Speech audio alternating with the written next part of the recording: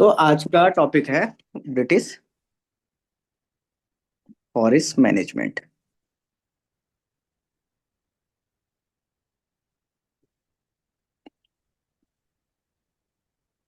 Management.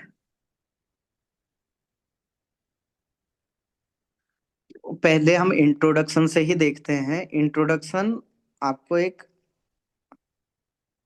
जो major face था या जो अप्रोच थी, हम इन ब्रिटिशर्स के अप्रोच के साथ इसको इंट्रोड्यूस करेंगे कि British introduced evolving approach of forest management.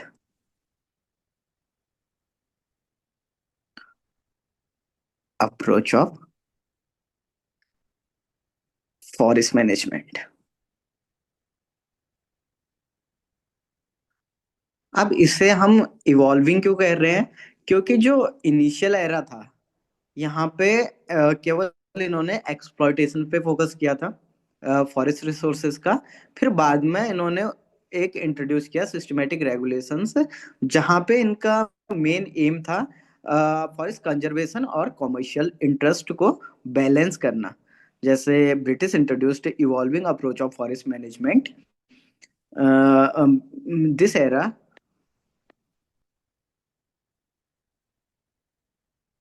witnessed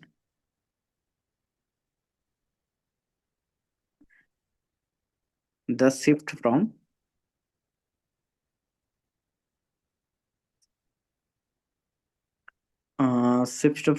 initial exploitation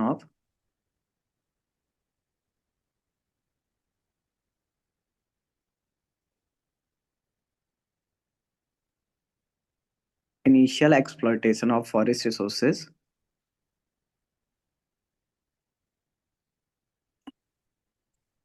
to the introduction of systematic regulation.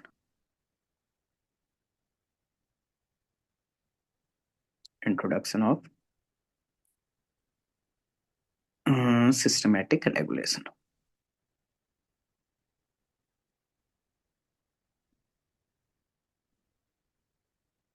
इतना इंट्रोड्यूस करने के लिए काफी है। इसके बाद आप लिखना चाहते हो तो ये लिख सकते हो कि सिस्टमेटिक रेगुलेशन, फिर एम भी यहीं पे कि aim at balancing commercial interest with conservation.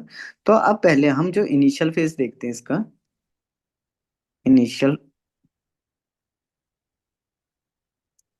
Phase ये था 1815 से, जब तक फॉरेस्ट एक्ट आया, Indian forest act 78।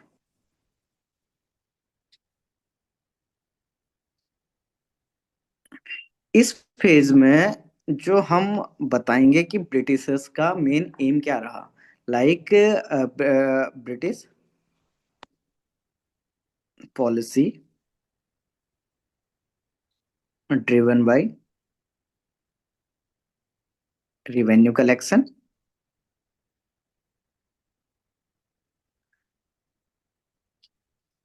revenue collection, and they viewed forest as a strategic asset.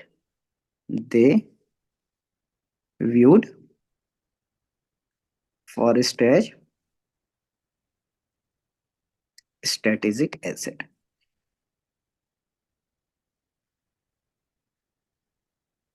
और इसमें इन्होंने इकोलॉजिकल बैलेंस की तरफ थोड़ा भी ध्यान नहीं दिया। Little regard to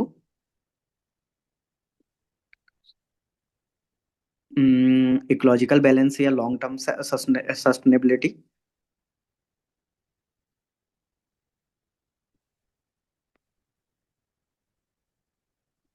long term sustainability.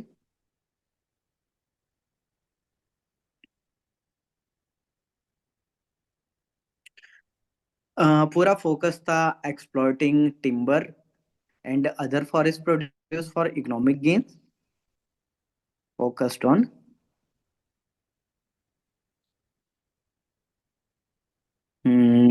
focused on exploitation of timber,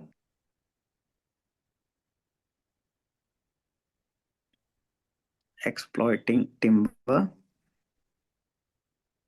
and other forest produce for economic gain, और रेगुलेशन काफी कम थी, लिटिल रेगुलेशन।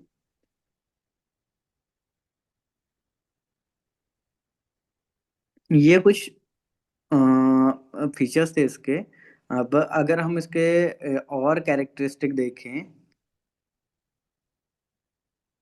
थोड़ा शॉर्ट में, आप कह सकते हो focus more on control then consult. Focus more on control. मैं अपने रिकॉर्डिंग स्टार्ट कर लूँ? हाँ, हो रही है। हाँ हाँ, कंट्रोल देन कंसल्ट। एंड वो भी डिस्कस कर लिया हमने, नो एफर्ट, कोई एफर्ट नहीं लिया इन्होंने इकोलॉजिकल बैलेंसेस पे। और एक था कि इकोनॉमिक इन्वायरमेंटल डिग्रेडेशन काफी हुआ। लिमिटेड रेगुलेशन था, no formal oversight of forest management structure कह सकते हो आप, इकोनॉमिक डिग्रेडेशन कह सकते हो, ना environmental,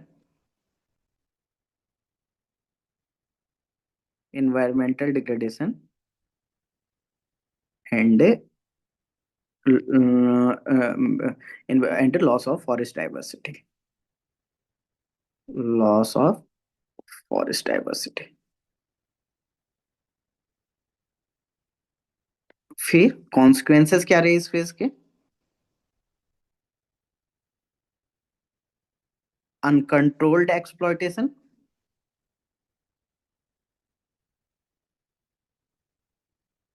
uncontrolled exploitation and degradation affecting wild life and local communities, degradation affecting wild life and local communities.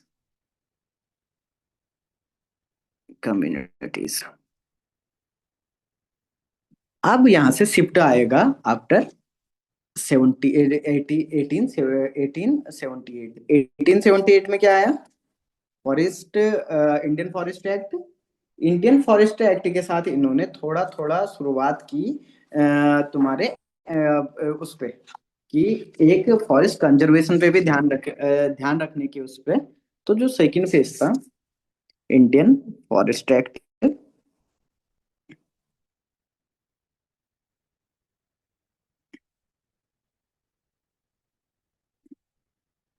1878,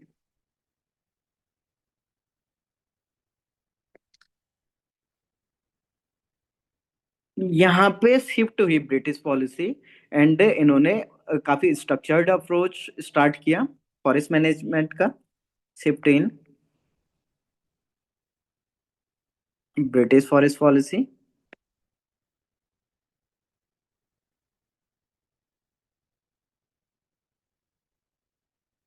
and introduced more structured approach,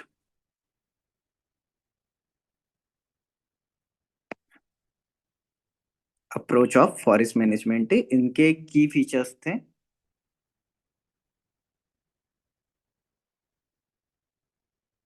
centralised management,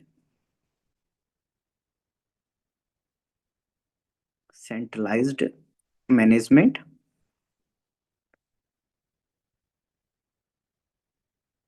यहाँ से क्या किया इन्होंने, जो फॉरेस्ट अथॉरिटी चले गई, वो चले गई ब्रिटेन के ऑफिशियल्स के हाथ में। तो placing authority in the British and,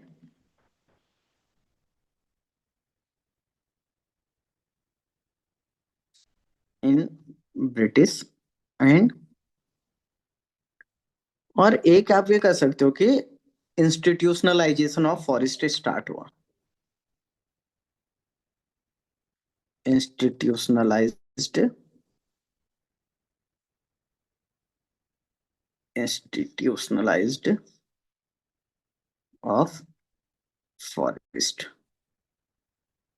जैसे अलग अलग टाइप के फॉरेस्ट बने, रिजर्व्ड, प्रोटेक्टेड एंड विलेज। तो इन्होंने क्या किया, काफी इफिशिएंटली रेगुलेट किया फॉरेस्ट को यहाँ से। और इससे पहले वही जो हमने डिस्कस किया था कि फॉरेस्ट डिपार्टमेंट भी बन गया था 1864 में ना, तो आप उसको भी लिख सकते हो एक मेजर। तो यहाँ पे क्या हुआ, एक बिगनिंग हुई एक organised and scientific forest in Uttarakhand. Beginning of,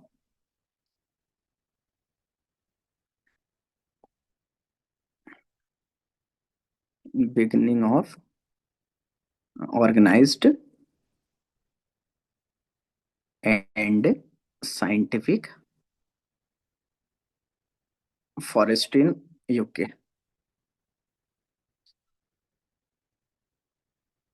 एक इसके फीचर्स थे, इस पेज के लोकल यूज पे रेस्ट्रिक्शंस लग गई थी, restrictions on local use.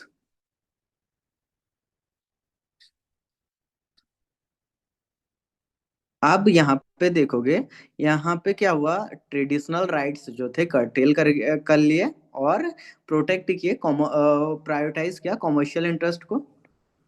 Traditional rights, examples लिख लेना, ग्रेजिंग, फायरवुड कलेक्शन,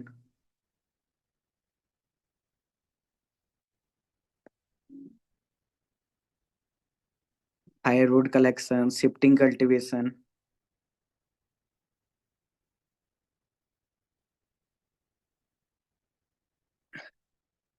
इनको कर्टेल कर दिया गया एंड प्रायोरिटाइज किया गया commercial interest, commercial interest. And जिसे एक ये था कि इनका कहना था कि हम एक्सप्लॉइटेशन और कंजर्वेशन को बैलेंस कर रहे हैं ऐसे करके। तो विदाउट लाइसेंसेस आप वुड कटिंग मशीन्स या आर्म्स वगैरह भी नहीं रख सकते थे। तो एक फीचर लिख सकते हैं हम इसमें ये भी, balancing exploitation and conservation.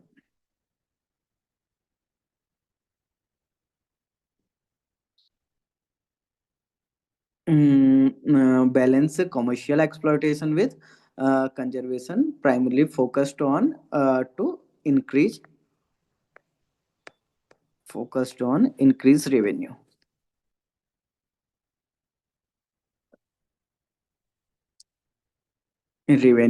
and licences mandatory कर दिए गए थे, licences mandatory for arms, wood cutters, wood cutting machine या जो इक्विपमेंट थे। इसका इम्पैक्ट काफी ज्यादा रहा। पहले तो इसका एक इम्पैक्ट रहा, जब कंट्रोल काफी ज्यादा कर लिया था इन्होंने, कंट्रोल कर लिया, मतलब आप ये कह सकते हो कि एक इम्पैक्ट ये था कि increase control and restriction,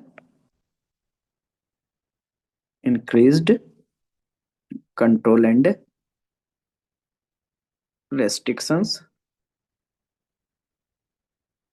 strengthening restricting local rights and traditional production. ये कर लिया shift toward commercialisation, shift toward commercialisation.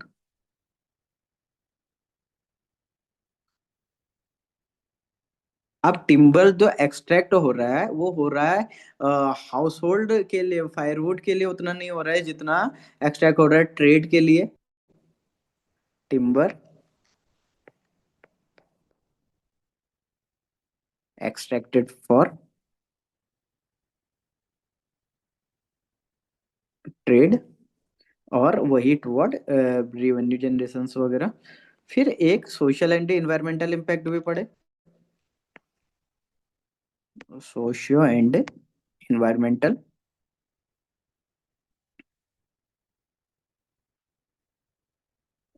जैसे लोकल्स के लिए काफी हार्ड हो गया था, हार्डशिप फॉर लोकल्स।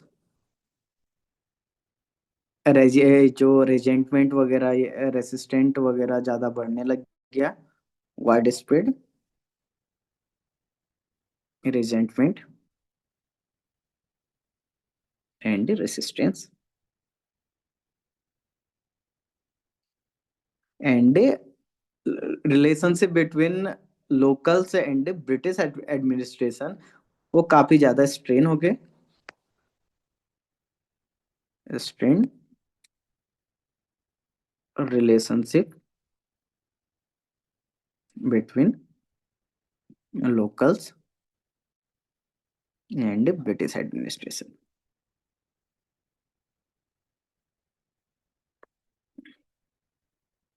फिर जो बाद में इन चीजों जो जो जितने जितना एक्सप्लॉइटेशन वगैरह फॉरेस्ट रिसोर्सेज का हो रहा था, उसके बाद थोड़ा कंजर्वेशन में ध्यान रख के, या जितना भी रेजिडमेंट वगैरह बढ़ गया था, इन चीजों को रोकने के लिए ये लाए forest settlement rules 1907। Forest settlement rule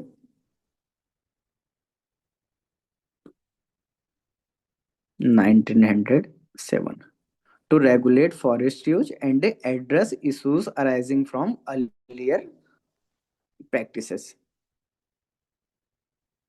To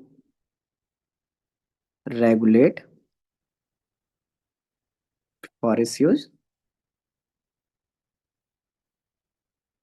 and addresses issues arising from earlier practices.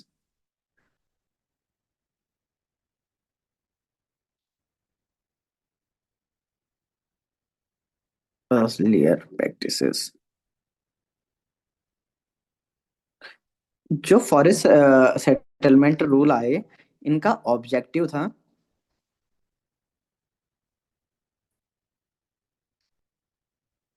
एक तो regulation of use,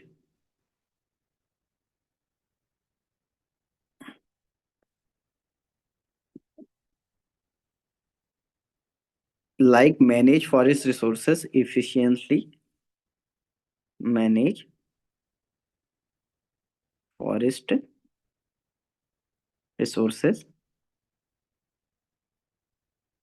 efficiently, and prevent further degradation, prevent further degradation। And कुछ प्रोटेक्शन एफर्ट भी इसमें लगे थे, protection efforts like seeking to address environmental and degradation by earlier policies। जो जो degradation और फॉरेस्ट का इंक्रोच वगैरह हुआ था, या जितना हो चुका था उसको रोकने के लिए। फिर आपने ये सब हमने देखा कि कैसे लोकल कम्युनिटीज में इसके खिलाफ एक रिजेंटमेंट वगैरह बढ़ रहा था। तो फिर उसके बाद स्टार्ट होता है एक मूवमेंट जिसे बोलते हैं वन पंचायत, वन panchayat movement.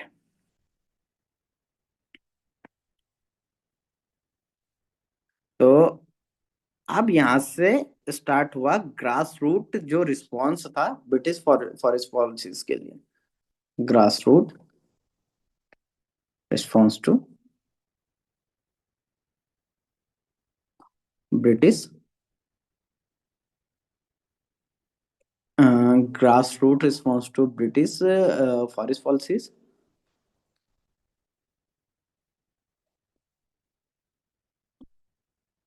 And local communities ने काफी ऑर्गेनाइज्ड होके कुमाऊं रीजन में चैलेंज किए कुमाऊं ये कॉलोनियल रेगुलेशंस जो थे, और ज्यादा demand, greater control over forest की डिमांड की। Local communities, communities in Kumaon organised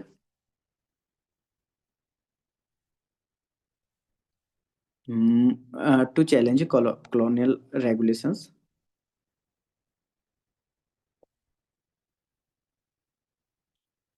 regulations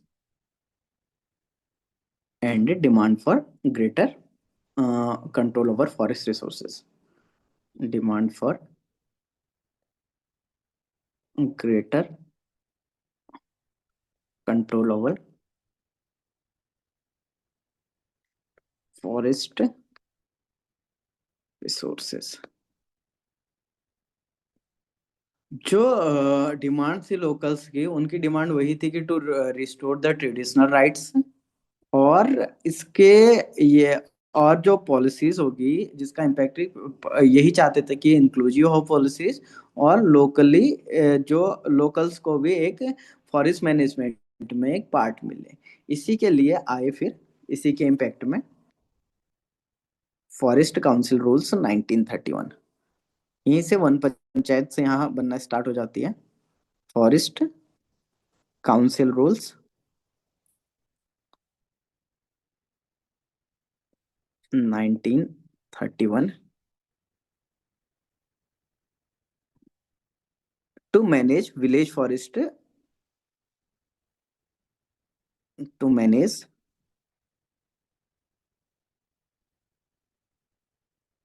village forest,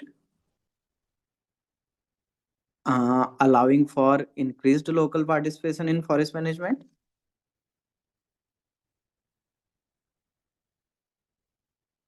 increased local participation in forest management,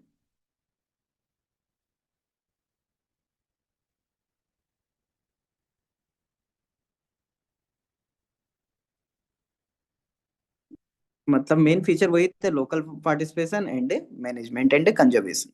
तो यहीं से वन पंचायत वगैरह बने 31 में। तो अब हम वैसे और भी है, काफी सारे फैक्ट्स हैं इसमें पुट करने के लिए। अगर एक ओवरव्यू मैं वैसे दे दूं आपको इसका, तो कि जैसे फॉरेंस ग्रीवेंस कमेटीज वगैरह ये सब का, तो लेकिन मेंस के हिसाब से अगर आप कुछ पॉइंट से याद रखो जो आपको याद रह सकती, तो वो बेटर है। एक चीज जो था, इसके इसके इम्पैक्ट वगैरह पहले देख लेते हैं। मतलब जो लेगेसी ब्रिटिश, अगर हम ओवरऑल इसका वो देखें, लेगेसी ऑफ फॉरेस्ट मैनेजमेंट,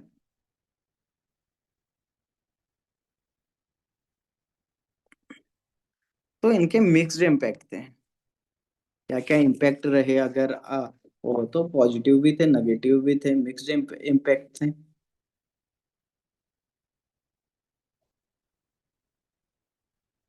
पहले तो उसमें इन्होंने इंट्रोड्यूस किए रेगुलेटरी मेजर्स भी,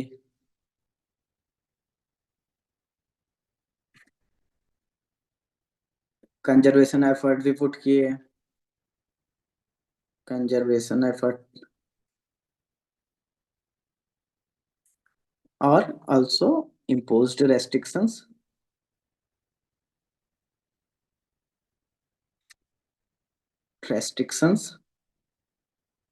that had adverse impact on local communities, adverse impact on local communities।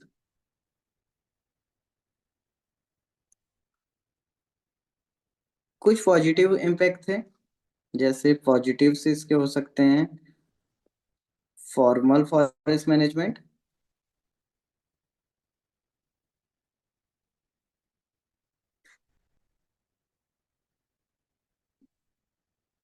Structured approach of forest conservation, जो इन्होंने फॉरेस्ट को बांट दिया था डिफरेंट टाइप्स पे, structured approach of forest management.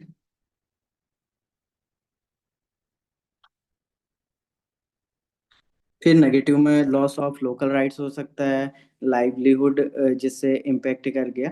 तो इसके कुछ long term effect and challenges post independence भी रहे। अगर पॉजिटिव ये तो इंस्टेंट देख रहे हैं, इसके लॉन्ग टर्म भी रहे इम्पैक्ट। लॉन्ग टर्म इम्पैक्ट में अगर आप देखो तो पोस्ट इंडिपेंडेंस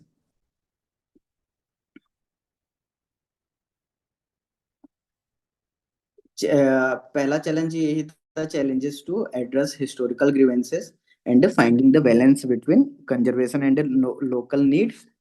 फिर उसके बाद जो करंट चैलेंज भी देखे हम फॉरेस्ट में, मेन चैलेंज है सस्टेनेबल मैनेजमेंट का और बैलेंसिंग द नीड्स। मतलब सेंट्रल फोकस अभी भी क्या है, कंजर्वेशन गोल्स पे, और कंजर्वेशन गोल्स पे है ही, और हमें उनका भी देखना है जो फॉरेस्ट के लोग, मतलब जो फॉरेस्ट पे डिपेंडेंट है उन लोगों के लिए। तो ये एक रफ फॉरेस्ट मैनेजमेंट का था। इसमें आप और भी बहुत कुछ डाल सकते हो, जैसे एक्ट वगैरह आपको लिखना होगा तो आप वो कर सकते हो। अ, अंकिता कुछ बताओगी, मतलब कहाँ पे हम क्या वैल्यू एडिशन कर सकते हो, ग्रीवेंस कमेटी वाला पूरा।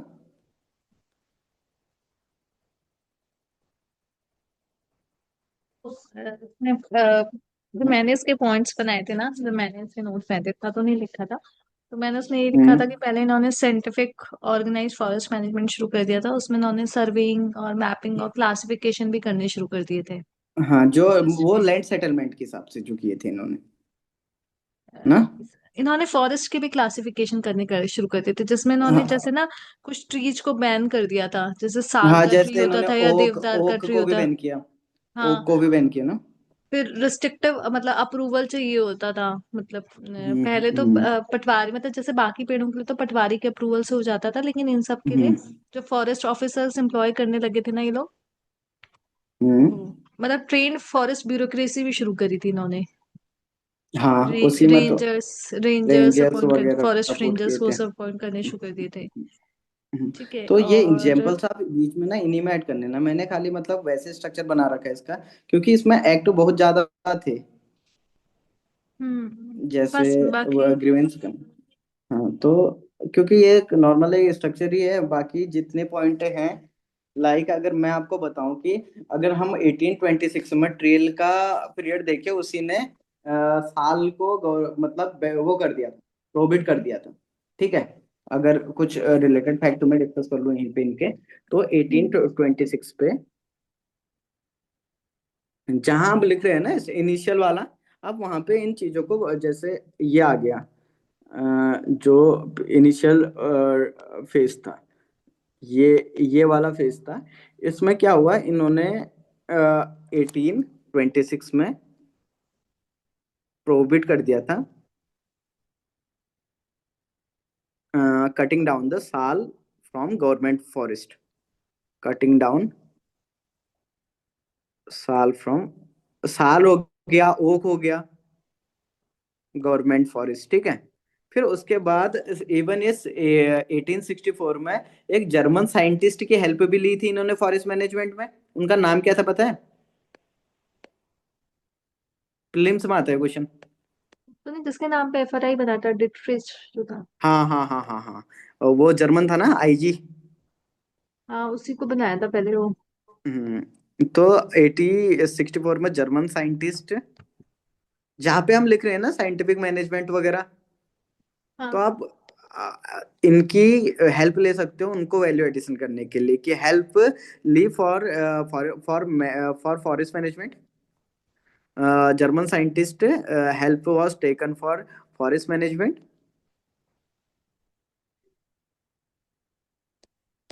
और वो तो देख लिया हमने वहीं पे कि फॉरेस्ट मैनेजमेंट को एस्टेब्लिश किया गया। आईजी को कुछ थे ना उनका नाम, डेट्रिस ब्रेंडिस था कुछ थे। हाँ, ऐसे ही कुछ नाम था। डेट्रिस ब्रेंडिस। फिर अगला क्या हुआ, 1864 ना, 18 फॉरेस्ट एक्ट पास किया इन्होंने 78 में। और एक फॉरेस्ट स्कूल भी बना 1878 में देहरादून में।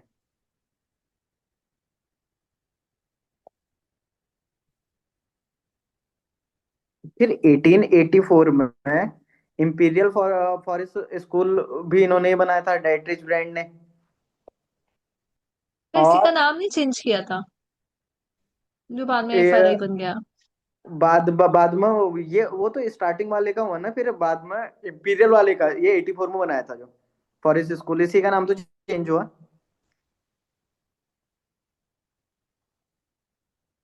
और फॉरेस्ट स्कूल एक 78 में भी बनाया था लेकिन इन्होंने ओके। उसे। फिर ये था कुमाऊं रीजन में फॉरेस्ट डिपार्टमेंट बना, और यहाँ पे कंजर्वेटर्स बनने लग गए थे ना 1868 में। फॉरेस्ट डिपार्टमेंट 1868 में स्टेब्लिश हुआ कुमाऊं वाले रीजन पे। और यहाँ पे जो मेजर पर्सन था फॉरेस्ट का, ध्यान से ही होता। मतलब आप ये कह सकते हो कि ब्यूरोक्रेटाइजेशन हो गया फॉरेस्ट का भी। हाँ। ठीक है। मेजर पर्सन जो थे वही क्या कंजर्वेटर, वही एसी, वही होता है ना एसीएफ वगैरह जो होते हैं हाँ। कंजर्वेटर। और कंजर्वेटर 56 से 68 तक हेनरी रैमजे ही रहे।